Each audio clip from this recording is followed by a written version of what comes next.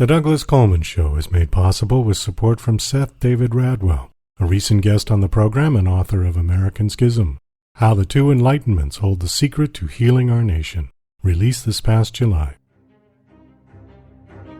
As Publishers Weekly writes in its recent glowing book life review of American Schism, business executive Radwell's epic debut examines the historical influences that have led to what he sees as the collapse of politics in the United States.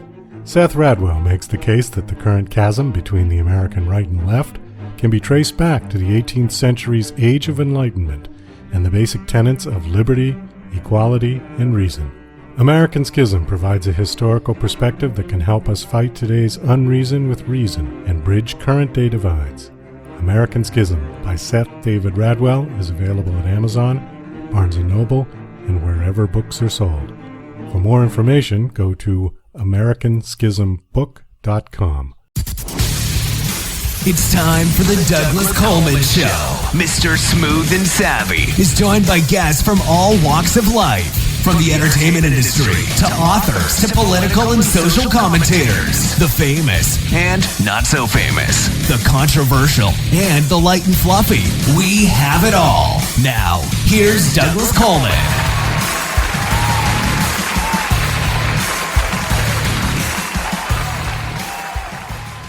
Okay, please welcome back to the Douglas Coleman Show, Ann Charles. Hi, Ann. Welcome back. Hi. Thanks for having me again. Oh, you're quite welcome. You're getting to be a regular, just like David Baldacci, and he's been on 3 times in the last year. All right, I better get to work and woo you so I can hit that magic 3 and then maybe 4. Well, thank you for coming back. Always a pleasure to talk to you. And as we were just talking about before we got on, we were talking about aging. And I had a similar experience. You had mentioned that Smithsonian was sending you some kind of senior discount card or something. Right. And I'm going to be 60 next year, so I think I've got a couple of years on you. But when I first turned 50, I didn't even think of myself as a senior at that point, because in my head, a senior is 65. Right. You know, that's right. sort of the magic mark for being a senior citizen. So I had just turned 50 years old, and I was shopping at, I can't remember, it was Target or I don't know, somewhere like that in Las Vegas. And I went to check out with my items, and the checkout person said, "Are you a senior?" And I was so offended. And, you know, I just said, "No." Yep. But now I don't feel so bad about it because, hey, I saved 10%. Okay, great. I know, right? Now I'm all those, the hotel rooms and different things. It's like, oh, come on. Someone I know has to have a discount card here for being a senior because all my siblings are older than me. So one of us has to have it by now, right? Well, what I don't understand is statistically, Americans were living longer. In 1960, the average life expectancy was about 68, and now it's like 82. So, I mean, we've gone up a lot, and yet the senior discount age range has gone down. So I don't understand it at all. Some stores, 50, you're a senior. That's crazy. I need to know which stores those are now so I can go to them. And then some are 55. Some are, it depends. The more you get into the Sun Belt, like Arizona and Florida, places like that, some of them, pretty soon it's going to be 35. Yeah. Well, that's where I live up here in Prescott, Arizona. I think our population is 65 to 70% retirees. So I'm still a bit of a kid here.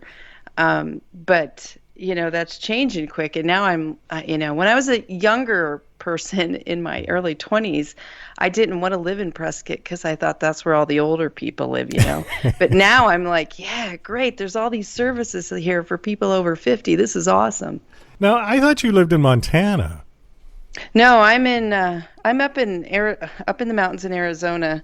I do write about Deadwood, South Dakota a lot. Oh, South Dakota. Okay. Kind of close, with Montana there. Well, no, I saw some pictures of you with a cowboy hat or something, and And then maybe I was getting confused with Deadwood in South Dakota. Okay.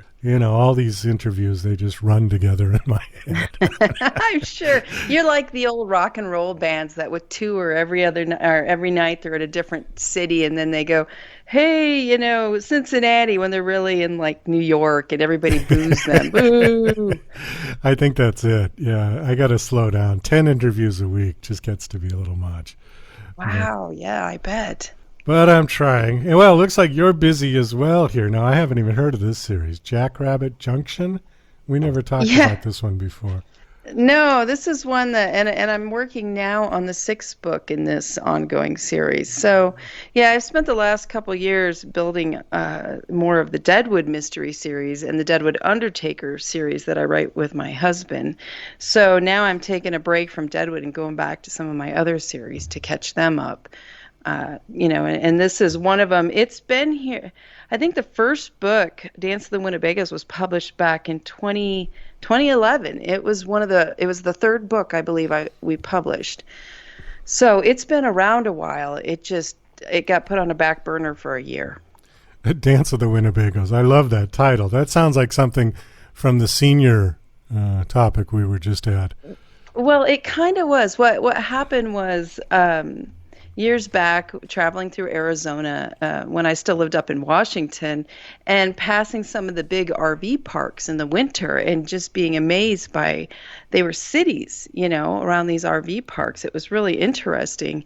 And then I had this idea because I was playing hangman at work when we were supposed to be working, and we were doing it on the whiteboard, and a friend of mine put up the spaces, and with the words that are the letters that I had, I said, "Oh, it's Dance of the Winnebagoes," and she said, "What? What is that? It's not it. It's Hounds of the Baskerville."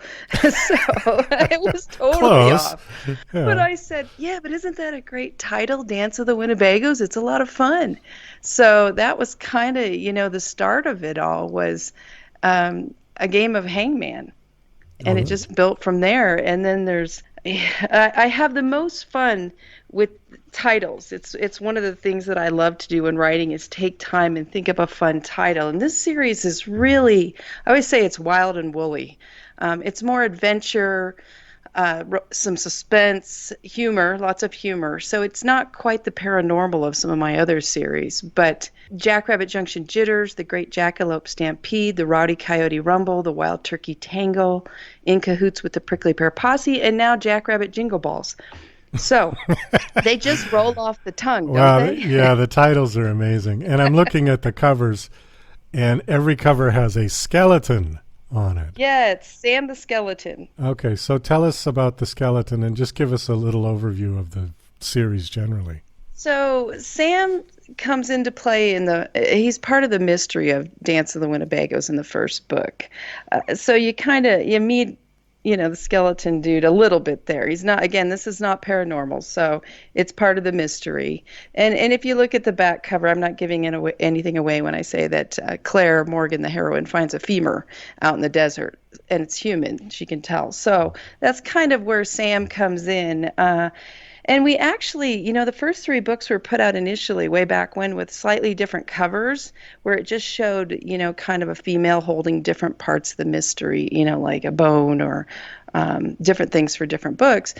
But I really learned early on, it was part of my branding lesson that be careful how you brand a series, because first of all, you have to make a bunch. So you got to make them slightly different and interesting. And second, if you put the girl on the cover in the first one, and she looks maybe like she's 16 with a dog catching a bone, then you're going to get readers that, are young adult or rated PG or even G that read your rated R book and go, what the heck is this? This is so, and you're going to get reviews about that too. So we quickly changed that first cover. And then after book 3, we went and said, let's do a whole new branding and we'll do the skeleton dude. And he's a lot of fun. And my brother is my cover artist and my illustrator. And he did a whole bunch of work Grateful Dead wise with different skeleton stuff. It was really fun. He was in some magazines way back when. So when I was talking with him about rebranding, and I kind of like the skeleton idea, he was on board 100% because he has so much fun drawing skeletons, in tubs with butterflies or, anything. He has a great time. So yeah, that's kind of Sam the Skeleton, who now graces all the covers. Okay, but the skeleton is sort of synonymous with death. So right. Well, it's mystery, and there's a lot there's some, some people die here and there in this mystery series.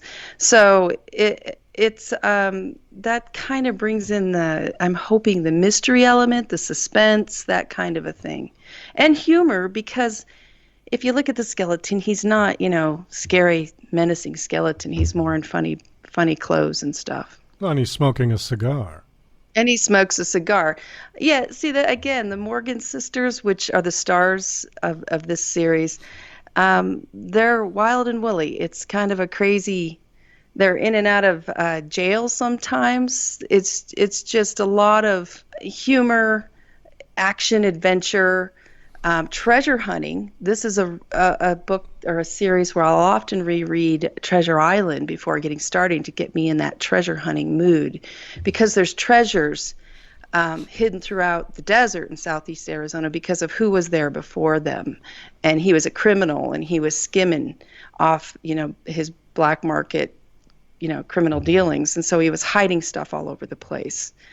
So that's kind of for the overall series, is they're always finding these treasures, but they're dangerous treasures because somebody's looking for them. Okay. And they're really not nice somebodies usually. Speaking of Treasure Island, have you seen the Treasure Island movies?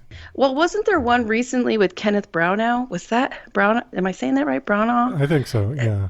I've seen several. Partly because, I've read the book. I like that story.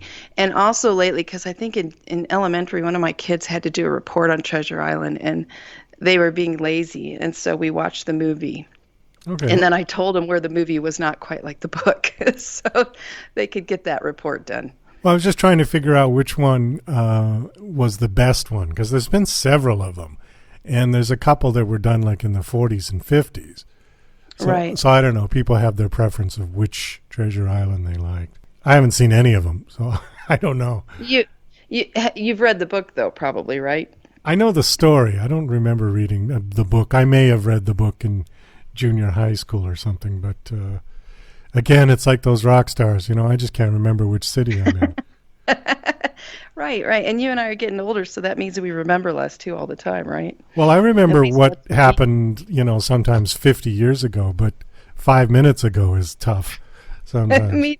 I know. I just said the other day, was that yesterday or 2 days ago? And it was really 3. Holy cow. I lost a couple days there. Yeah, the short-term memory is the first thing to go. You're listening to Mr. Smooth and Savvy right here on the Douglas Coleman Show. We'll be right back after these commercial messages. Douglas Coleman's Don't Do a Podcast is a dryly humorous rant about Douglas's pet peeve, the unrelenting torrent of podcasts hitting the web on a constant basis. As technology has put podcasting within the reach of anyone, many wholly unqualified people have taken the plunge. This witty polemic tries to persuade them from broadcasting their drivel using Douglas's brand of sarcastic humor. Now on Amazon, only 99 cents. DJC Music and DJC Productions are pleased to announce a brand new website. We have started a listing website for radio show hosts as well as potential show guests. This is a meeting site where hosts and guests can come together. Show hosts can list their show and types of guests they're interested in booking. Potential guests can list their talents, bio, accomplishments, or anything they feel makes them an interesting radio show guest. There are no recurrent payments, only a one-time $5 listing fee. Your listing will stay up until you decide to cancel. Previous guests of The Douglas Coleman Show are welcome to submit their guest listing free of charge. Go to radiohostsandguests.com. That's radiohostsandguests.com. Are you an independent musician? How would you like to have your songs played on hundreds of radio stations just like the one you're listening to right now? Join MusicSubmit.com and we'll promote your music to radio stations and blogs in your genre. It's free to set up your account, and we guarantee your music will be considered for airplay by radio stations worldwide. Why not sign up today? It's free. MusicSubmit.com. Radio promotion for indie musicians. Hey, this is Ray Powers. Don't touch anything. You've got it right where you need it. Tuned in to the Douglas Coleman Show. You heard me. I always like to tell my kids that if, I want to grow up to be that really old woman with crazy hair and, she's missing some teeth and she cackles and predicts, she rolls the bones or throws the stones or whatever and predicts evil's coming. Oh, and 15 cats? You're going to have 15 cats in the house? Yeah. Exactly. I want to be that scary, crazy old woman. That's what I aspire to be in the end. Well, I think for me, I'm happy to just go at a certain point. I really like that concept in the movie Harold and Maude. Did you see that? Oh, it sounds familiar. Oh, that's an old one. It came out in like 1971. Cat Stevens did all the music for it, which was pretty cool. Oh, right. Let's see. It starred Ruth Gordon and Bud Cort. And she was kind of this eccentric woman, speaking of crazy old lady, who would drive her car down the wrong side of the freeway and steal trees from the city parks and replant them in the forests. And anyways, Bud Cort's this 18-year-old kid who comes from a really dysfunctional family in a comical kind of way. And they fall in love. And it turns out that at 80 years old, she made a pact with herself that was going to be the last day of her life. And she took an overdose of pills and dies. And, it's not a bad idea. I'm not saying I'm going to do it. Don't get me wrong. But it's not a bad idea. Now, what do you think of that idea, that the day you're going to go? Would you want to know that or not? I don't think I do. I don't even... Oh boy, I don't even like to, there's things I don't like to have, like, what am I going to say, palm reading and certain things like that where they tell me too much, because I'm like, whoa, wait. I like to live every day. It's kind of exciting, and maybe I'll get hit by a bus, and maybe I'll make it through. So so my grandfather, when he passed away, he was just doing his thing. He was 85, and he stood up out of his rocking chair and he said, "I don't feel so good." And he sat back down, and within 30 seconds he was gone. Wow. And I always think, he must have had really good karma, because you hear about the horrible way several people, especially if cancer's involved, the long drawn out pain. Yeah, that's bad. Yeah. Yeah, and he was able to just stand up, "I don't feel so good," sit back down, close his eyes and be gone. And I always think, wow, that is the way to go out, where it's just everything's going fine up until that final last minute, and boom. I think so. Yeah, because my grandmother went very similarly that way. And on the other hand, my father, her son, had cancer and 2 years of it. I'm sorry. And so I've seen both in my family. Right. And yeah, I'll definitely take the quick one. Right. I don't know. There's something about that idea of just sort of knowing, I don't mean like painful and awful. I mean, just on that day, they give you the shot, you say goodbye to your loved ones. Right. And you're just like... Yeah. And you go off to sleep, and that's it. The reason that is a good thing is because you could plan. That's my side of it. You could sort of plan what you're going to do, and assuming that you're healthy right up to that point, Right. You could get everything in order. Yeah. You could get all your papers in order and all that kind of stuff, so you don't leave everyone behind you in the lurch. Yeah. When your time is up, you can plan for it. And yeah. The life insurance people, I think, would love this idea. Wouldn't they? Yeah, because then they can really find a new way to kind of screw you a little bit too in the process. Well, of course, but at least that way what you're getting screwed for. That's true. Yeah. That's very true. So let me ask you. Oh, go ahead. I'm sorry. I was going to say, didn't Dr. Kevorkian, wasn't that his name when I was pretty young? Yeah. And I lived in Ohio, and he was up in Michigan, I believe. Yeah. And it was all over the news where he could help you pick that day. Well, that's true. Although he was doing it for terminally ill people, which is a little bit different than being perfectly healthy and saying, okay, on Thursday, my time's up, Right. I've made an appointment.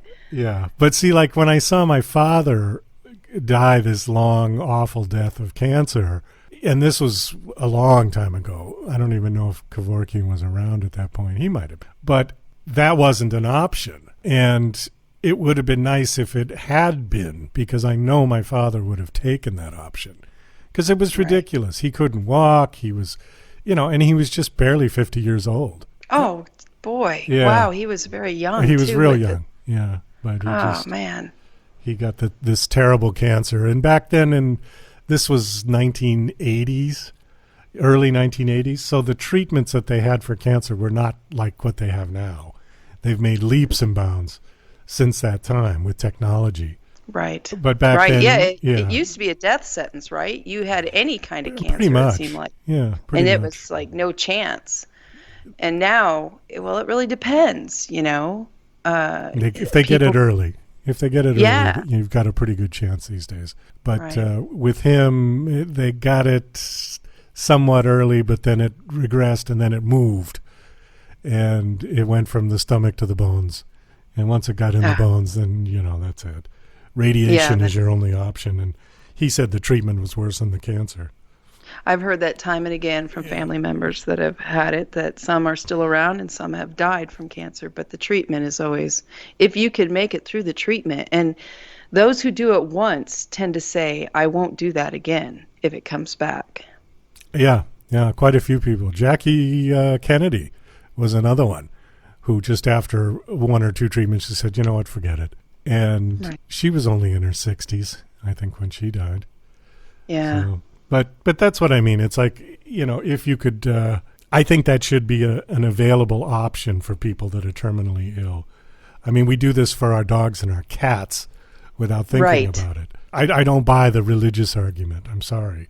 If that's how you feel that God is supposed to take you, then that's fine. You don't have to. But right. But other people who don't have that opinion, I think they should be allowed to make that decision for themselves. It's, what's really odd is I was just talking about this with my husband and my sister-in-law yesterday. So I think you might have had the microphones tuned in over here because we were talking about that same thing because we lost a pet, a cat. She was 18 this year, and she did go of old age here in our house. But, there was the wait for the 6 months before she went.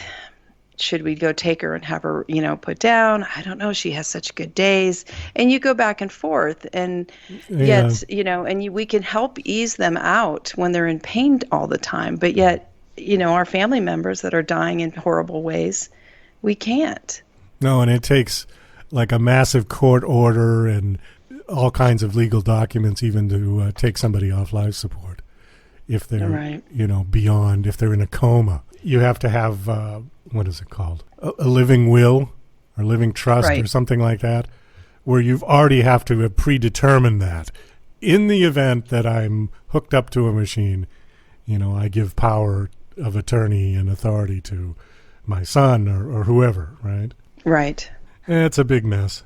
Well, how did we get on this cheerful topic? I don't know. I don't even know. We went from being 50 and 60 nearly to this whole thing, but it's part of life. So and it seems like lately that's been a subject in my household too, with different sick family members and old pets. So well, let's shift this back to your books for a second, and then we'll kind of wind it down. I know last time you were on, we talked about Deadwood, and you said you were up to number 12 in the series. Right. I published 12 in June. Okay, and then this one, Jackrabbit, you said you just did the 6th one. right? Well, I'm working on the 6th. This is a novella. It's like a third of a size of one of my big novels. But this we labeled as 4.7 because 4.5 we have another novella that's Thanksgiving, The Wild Turkey Tango. So this is the Christmas story, and then the tricky thing about this novella, I already wrote book 5, and it's published. It was published in 2020. So I had to fit a story between a turkey or Thanksgiving novella and an already written novel, and make sure I didn't botch anything up that's already been written. So it was like placing a puzzle piece kind of in the middle, which was a challenge for me. And some of my beta readers that help look for continuity, which is so important, it was a challenge for them too, because you can't, no, that happened in that book, in the future. This has got to happen before that. So it was a fun challenge, but it was the first time I'd ever gone back and put a book in the midst of everything that's already written. Oh, so you wrote them out of sequence. Yeah, this should have been written before that, in cahoots with Prickly Pear Posse, but I didn't. I left space because I thought I might want to go back and write a Christmas story. So I left the space in the timeline, but I hadn't done that before. But I did now. Now I've experienced that, so I can check that off on my writing bucket list and say, don't do it again. That was hard. So there's no particular limit to how many books should be in a series, or do you know what I'm saying? Like your publisher wouldn't say, okay, right, that's enough of that one, or they just keep it going forever. I know with some of the the big New York houses that it's a lot to do with how the sell through is on a story. And if the book sell through tanks, they're not going to want to keep investing in that series. So I have author friends who've had to bring a series to an end prematurely and just wrap it all up really quick because, for one reason or another, their numbers stopped, going up and they started sinking. So what I kind of go off, because like Deadwood, it's, number 12, and I'll start working on 13 in a couple books from now. And I kind of go off the feedback I'm getting from the fans, the reviews, all that kind of thing to see, are they getting tired or are they still excited for more? And then one of the things I really try to do is, I change it up with every book. So when you read through like the big long Deadwood series, I try to make each book feel different. I have different themes. I do different structural things behind the green curtain or whatever you want to call it. I'm really big on, okay, let's try doing something this way, and we'll change the pacing, and we'll play with pacing, or we'll play with the cadence of the story. So I like to try to keep mixing it up so that it doesn't feel like, oh, here's just another book. And because I'm not writing standalones in a series, like if you think of I love the show Monk on TV, but those are standalones within his whole overall series, right? You could watch any of them out of order, really. But my series are more, there's an order, there's a series growth, there's a character arc through the whole thing going on. So I try to use that to keep them from becoming too repetitious. Now here's a question then. Why is it then that sequel films tend to never be as successful as book series? I wonder that too, but I wonder if a lot of times they'll write this, they'll have this movie and it kind of surprises them that they go boom and they're huge hits. And then they try to come up with a second, but they didn't really maybe go into it saying, we're going to write a series of movies here. It was more, we're going to write this movie. Oh my gosh, we have a hit on our hands, and here comes the, movie company saying, give us another one. And sometimes those second movies, it's like they try to reuse the same joke even, and then you're like, no, what, why? So, yeah, I think it's an afterthought. Yeah, exactly. And when you see one that's a good second movie that really wasn't planned, you can tell, but then it's impressive. That, wow, they came back and they did an even better job now. Wow, that's something, because when you can tell they probably didn't plan on it initially. Of course, the Marvel movies and those, they plan on they've planned these whole things out. There's multiples, but. Well, some of them you can tell that they were planned. Right. Like I think Iron Man, I think that one looked like it was planned, at least for 3. Like Mission Impossible, but Mission Impossibles are all standalones. Right. You know, the only thing that is consistent is the crew. Right. Tom Cruise and maybe, you know, some of the other people, the co-stars that he has. But, you know, it's always a new mission. It's always this, okay, that's cool. That works. But some of them that have just been, like The Matrix, I didn't even understand the third one as much. You know, it's... Right. I don't know. I think that one kind of died. And here comes the new one. And, you know, they're getting ready to put that next one out, too. Yeah. And then you've got, like, the horror franchise, like Nightmare on Elm Street. And that one went on for, what, like 8, 9? Yeah. Yeah, it kept going. That, and was it Friday the 13th? Friday the 13th, Jason? Yeah, he kept going, too. Yeah, you know, I think you can really tell when someone's planned out a series, you know, or at least they went into the first one and they set it up to be more than just the one, but yet they wrapped it up enough. And that's kind of what I try to do is there's more to come, but I want to wrap up one particular main plot mystery within a book. So you get that satisfied feel. And there's movies like that too, where you feel satisfied, but you're excited because, oh, look how they left that ending. More could happen. You know, they didn't kill everybody off with a big bomb. More could happen, and it's exciting that maybe there's more to come. Well, that's true. And, you know, it's not a new idea. I mean, soap operas have been running like that for decades. Right. True. With the writing I'm talking about. It just seems like that's not how they're writing movies as much. I mean, there's a few, but wouldn't that be great? You know, like every movie is a series. Or maybe not. I don't know. I have to think about that idea. That could be a disaster, too. Some yes, some no. It all depends on the writing. The writing becomes just even more important than it already is. I mean, obviously, the script is pretty much the number one component in a good film. A good script. Right. Number 2, I'd say, is good actors. But that could be debated as well. There was a movie that came out in 1967 called The Golden Eye, I think, and it was starring Marlon Brando, Elizabeth Taylor, and it was directed by John Huston. Now, you don't really get any bigger names than that, but the movie was horrible. It was just absolutely awful. And even Brando and Elizabeth Taylor couldn't save it. So chalk it up to the writing and the story. I think that's true. Yeah. The writing is so important. And then the acting, of course, too. You got to get, you know, the actors that can pull it off, but good writing, good, you know, snappy dialogue or whatever you're trying to go for can really make or break a show.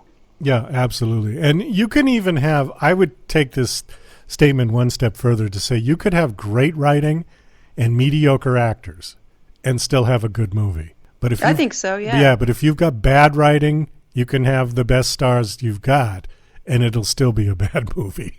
That's just my opinion. Yeah. But yeah, the writing is number one, always. Well, with that, let's wind this down. So the latest book out is Jingle Balls? Jackrabbit Jingle Balls. Okay. Yep. And that's out now?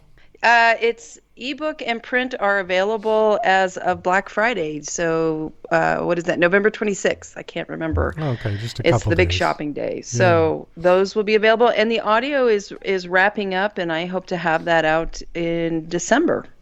Okay, great. Well, thanks always for coming back on the show. It's always a pleasure to talk to you. And you're very easy to go off on wild tangents. But it makes for a good... That's true.